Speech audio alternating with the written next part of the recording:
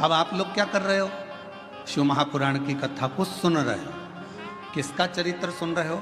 देवादिदेव महादेव का, भगवान शंकर का। जब शिव जी का इतना चरित्र तुम बेजापुर में सुन लिए, कहीं तुम छत्रपति संभाजी नगर सुन लिए, तुम नासिक में सुन लिए, तुम मालेगांव सुन लिए, जब तुम बार बार शंकर जी का चरित्र सुनते जाओगे सुनते जाओगे सुनते जाओगे तो अंदर से उससे मिलने की तमन्ना बढ़ती चली जाएगी। एक बार जरा शंकर जी से मिलूं तो सही, कि उनकी कथा इतनी सुंदर है तो वो कितना सुंदर होगा। ये विचारणीय बात।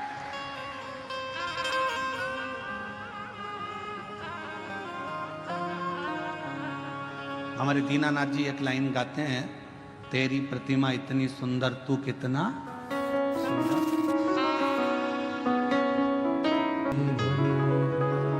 जरा विचार करिए, उसकी केवल कथा सुनिए, केवल कथा।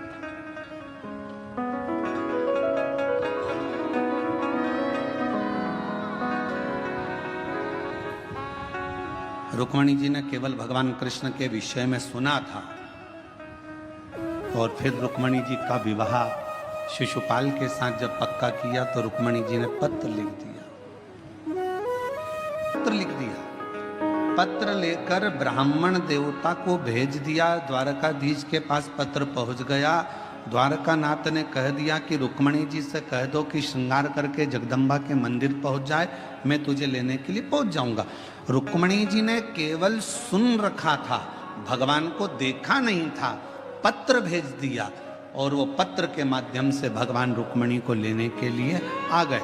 शिव महापुराण की कथा भी यही कहती है कि प्रथम भक्ति संतन कर संगा, दूसरी रति मम कथा प्रसंगा। ये दो भक्ति की सीढ़ियां हैं। अगर किसी ने कथा सुनना प्रारंभ कर दी और कथा सुनते सुनते अपना चित्त अपना मन भगवान में लगाना प्रारंभ कर दिया तो समझ लो कि शिव जी को मिलने में देरी नहीं होगी, भगवान शंकर जरूर।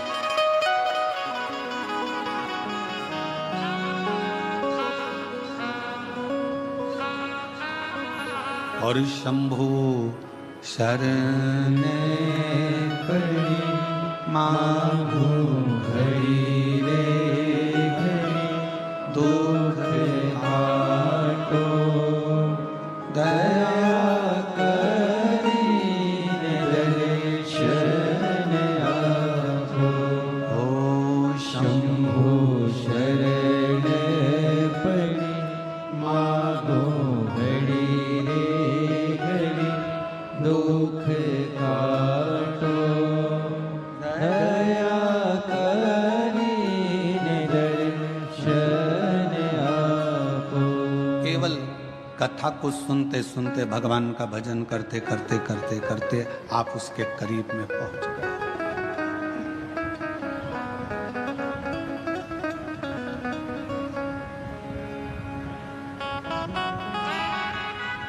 सीढ़ी का काम है, छत तक में, छत तक पहुंचाना।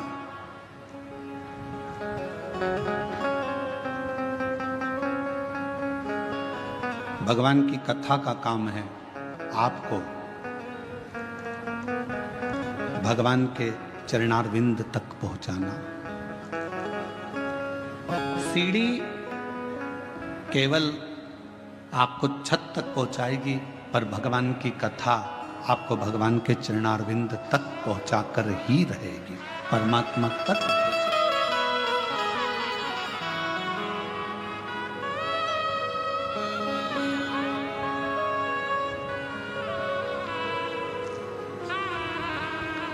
जब हम संत ज्ञानेश्वर मावली जी के यहाँ कथा करने के लिए बीड़ में आए तो आप में से कई लोग आए होंगे बीड़ में कथा में भी। तो संत ज्ञानेश्वर मावली जी के यहाँ कथा में जब बीड़ में पहुँचे तो वहाँ पर एक बच्चे ने एक प्रश्न किया और वो वहीं बीड़ का रहने वाला था। सोनी जी के कोई परिचित थे बीड़ वाले, उनके परिचित में था। उसने कहा, गुरुजी आपके कितने दोस्त हैं? आपके कितने मित्र हैं? हमने पूछा पहले तुम बताओ कि तुम्हारे कितने मित्र हैं। तो कहा गुरुजी हमारे तो बचपन के 4-6 हैं और इसके बाद हमारे कॉलेज के भी 2-4 हैं। अब कल हमारे वो विशाल जी के बेटे अर्नव जी भी वो भी अपनी मित्रों की मंडली को लाए थे, तो हमने उनसे भी वो कह रहे थे कि हमारे मित्र आपसे मिलना चाहते हैं गुरुजी। तो हमने पूछा तुम्हारे कितने मित्र हैं? तो कहा है कभी 8 रहते हैं, कभी 6 रहते हैं।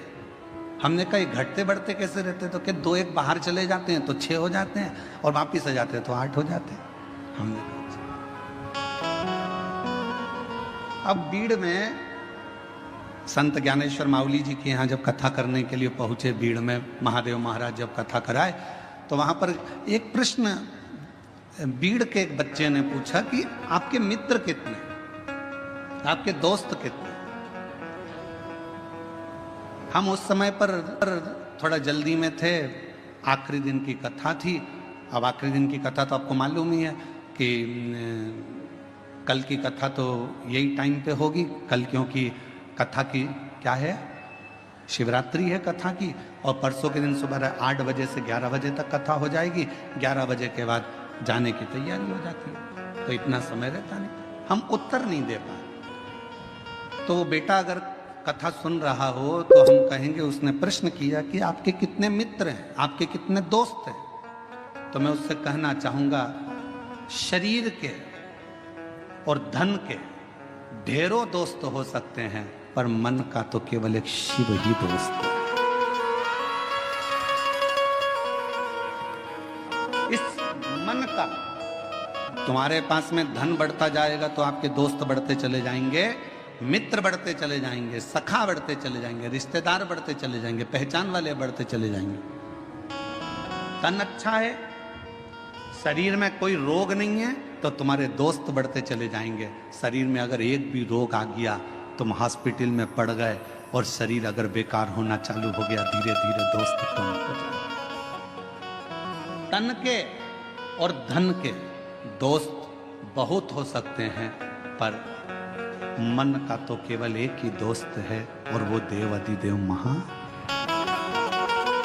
वो मित्र।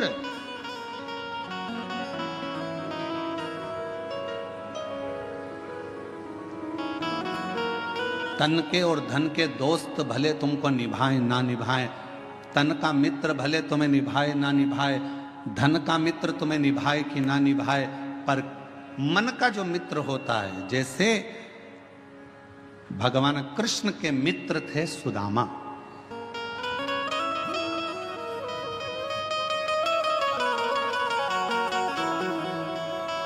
और सुदामा जी को निभाया भगवान कृष्ण ने।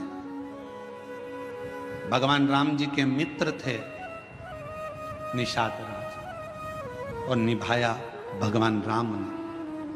आप भी अपनी जिंदगी में एक मित्र शिव को बना लो, आप भी अपनी जिंदगी में एक मित्र देवाधिदेव महादेव को बना लो। और अगर शिव तुम्हारे मित्र बन गए तो ये निश्चित है कि तुम निभाओ कि ना निभाओ, पर मेरा देवाधिदेव महादेव तुमको निभाता जरूर।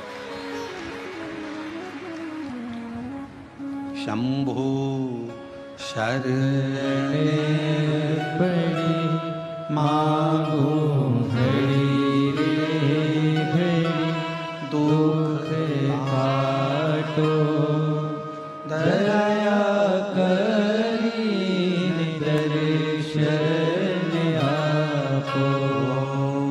शंभु शरण पड़े मांगो घड़ी रे घड़ी, दुख काटो दया करी दर्शन आपो। परमात्मा को अपना मित्र भी बना लो। कोई तो होना चाहिए जिससे आप अपने दिल की बात कर सको।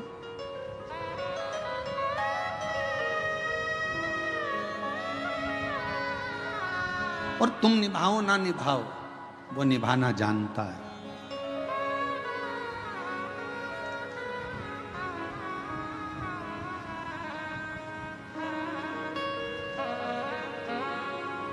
मनुष्य और भगवान में क्या अंतर है?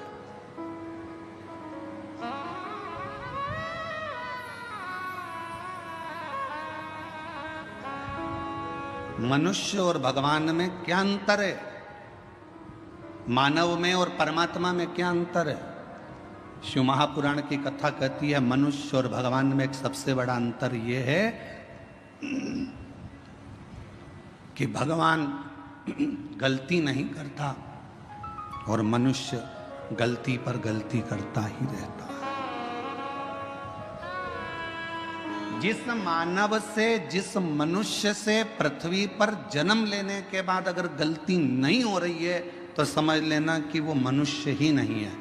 मानव का शरीर गलती का पुतला होता है, इसमें थोड़ी थोड़ी गलतियां तो जीवन में मानव के शरीर में होती ही रहती है। सास बहू को चिल्ला कर कह दे तूने फिर गलती कर दी, बहू को कह देना चाहिए मम्मी मनुष्य हूं ना, इंसान हूं ना, तो गलती तो होगी। और आप अगर भगवान हो ना सासू जी तो माफ करना चालू कर दो। मैं इंसान हूं, आप भगवान हो, माफ करते हो। आप अगर भगवान हो तो माफ कर दो, और अगर आप भी इंसान हो, आप भी जब बहू बनकर आई थी, जो गलती मैं कर रही हूं आपने भी अपने बहू के जमाने में करी होगी। हो सकता है मैं सोकर लेट उठ रही हूं तो जब तुम नहीं आई थी ना मम्मी, तब तुम भी हो सकता है कि लेट उठती होगी। भगवान हो तो माफ करना सीखो, और अगर मैं जैसी हूं, मैं भी एक गलती का पुतला हूं, आप भी गलती का पुतला हो। गलती मनुष्य से होती है, मेरे से भी गलती हुई है, आपसे भी गलती हुई है, तो अपन एक जैसे हैं। इसलिए अपनी जिंदगी में परमात्मा के भरोसे छोड़ते चलो, जो गलतियां हैं वो परमात्मा माफ करता रहेगा। आप अपने जीवन को जीते चलो, जीवन जियो।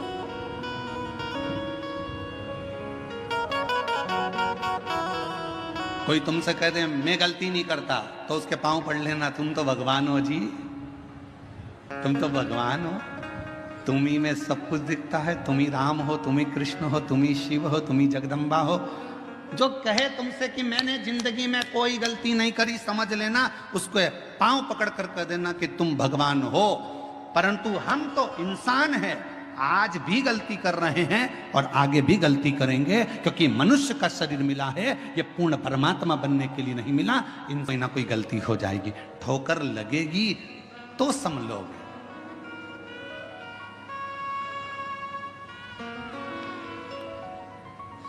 अच्छा बोलो री जीजियों, ओ बेजापुर वालियों, उत्तर देना। पहले दिन तुम कथा में आगे बैठने का रास्ता ढूंढ रही थी, बोलो सही है कि गलत है। दूसरे दिन तुम्हें रास्ता ढूंढने की जरूरत पड़ी क्या?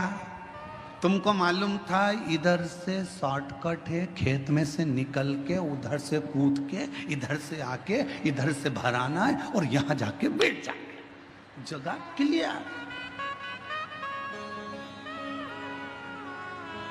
और तुम्हें रास्ता याद था तो तुमने क्या करा, अपनी रिश्तेदार को, वो कह रही थी उधर से, तू चुप है, उससे पे पल्लू वल्लू लेके और तू मेरे पीछे पीछे पीछे पीछे चल चल, और उसको भी रास्ते पे।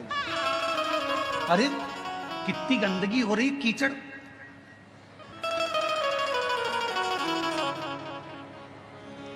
चल इतनी और घुमाती फिराती कीचड़ में, और उसकी भी चप्पल हो गई कीचड़ में। चप्पल को जान दे चूल्हा में, तू चल। और चप्पल रख ली झोला में और कथा में आगे लाकर बिठा दिया। जब दोनों चली तो फिर सहेली ने कहा कितनी जोरदार जगह मिल गई थी ना बैठने के लिए, इतनी अच्छी जगह, ये तो सोचा ही था। अब चप्पल तो जैसे